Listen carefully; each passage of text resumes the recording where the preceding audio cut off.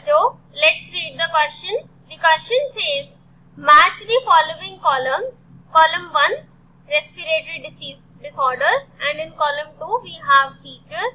तो इस क्वेश्चन के अंदर हमें मैच द फॉलोइंग करना है, मतलब हमें दो कॉलम्स दिए हुए हैं. कॉलम 1 में हमें रेस्पिरेटरी डिसऑर्डर्स दिए हुए हैं एंड कॉलम 2 में हमें उनकी कुछ फीचर्स दी हुई है. तो हमने रेस्पिरेटरी डिसऑर्डर को उनकी करेक्ट फीचर के साथ मैच करना है. तो सबसे पहले इस क्वेश्चन का की कॉन्सेप्ट लिख लेते हैं. तो की कॉन्सेप्ट इस क्वेश्चन का है रेस्पिरेटरी डिसऑर्डर्स, क्योंकि इस क्वेश्चन के अंदर हम वेरियस रेस्पिरेटरी डिसऑर्डर्स की बात करेंगे. तो सबसे पहले हम देखते हैं कि कौन कौन से डिसऑर्डर्स हमें दिए हुए हैं. तो हमें कॉलम 1 के अंदर दिया है हाइपोपनिया, हाइपरटनिया, एपनिया, डिस्पनिया एंड ऑर्थोपनिया. तो सबसे पहले हाइपोपनिया क्या होता है?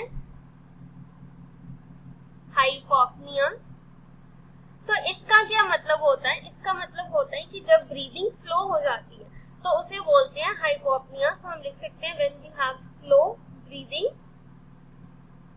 या कह लो कि ब्रीदिंग रेट स्लो हो जाता है. Next is हाइपरटनिया.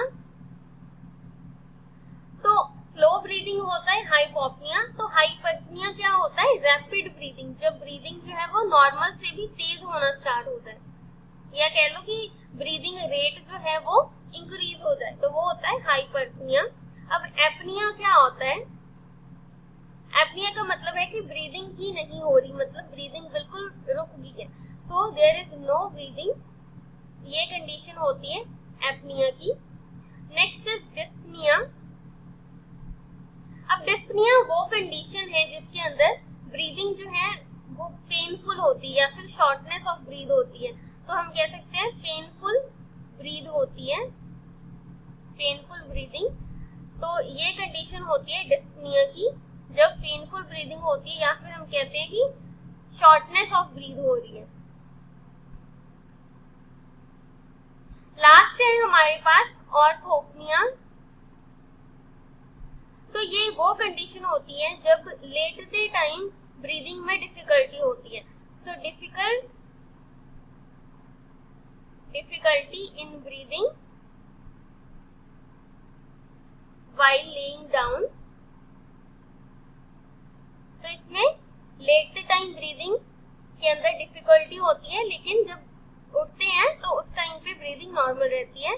So first is हाइपोपनिया. हाइपोपनिया क्या होता है? Slow breathing. सो ए का हमारा करेक्ट मैच हो जाएगा 5. बी का हो जाएगा हाइपरटनिया के अंदर रैपिड ब्रीदिंग, सो बी का हो जाएगा 4. सो इधर सी करेक्ट हो सकता है या फिर डी. तो सी जो है दैट इज एपनिया. एपनिया के अंदर ब्रीदिंग नहीं होती, तो सी का करेक्ट आंसर हो जाएगा थर्ड वन. सो हमारा सी ऑप्शन करेक्ट हो जाएगा. डी का जो करेक्ट मैच है ये है 2, that is painful breathing, and ई का difficult breathing while with lying down. So हमारा करेक्ट ऑप्शन हो जाएगा option number C. Hope you understood it well. Best of luck.